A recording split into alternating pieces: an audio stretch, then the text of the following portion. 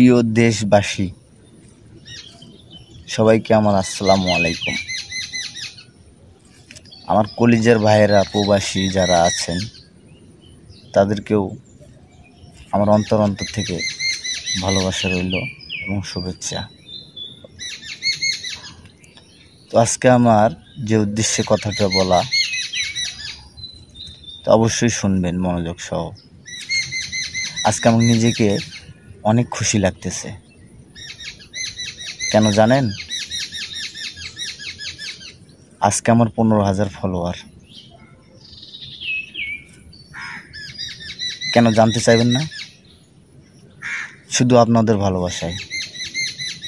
আপনারা আমার পাশে আসেন বিদায় আজকে আমার 15,000 ফলোয়ার। আপনারা ভালোবাসা দিচ্ছেন দেখে আজকে কিছু আমি ইনকাম করতে পারি। তো অবশ্যই আপনারা একটু বেশি বেশি করে লাইক কমেন্ট শেয়ার করে দিবেন, আমার পাশে থাকবেন, আমি আপনাদের পাশে থাকব। সেই উদ্দেশ্যে আমি কথাগুলো বলতেছি। আজকে নিজেকে অনেক ধন্য মনে হইতেছে। অনেক কষ্ট করে আপনাদের ভালোবাসায় আজকে আমার 15,000 ফলোয়ার। সবাই ভালো থাকবেন, সুস্থ থাকবেন। আল্লাহ হাফেজ।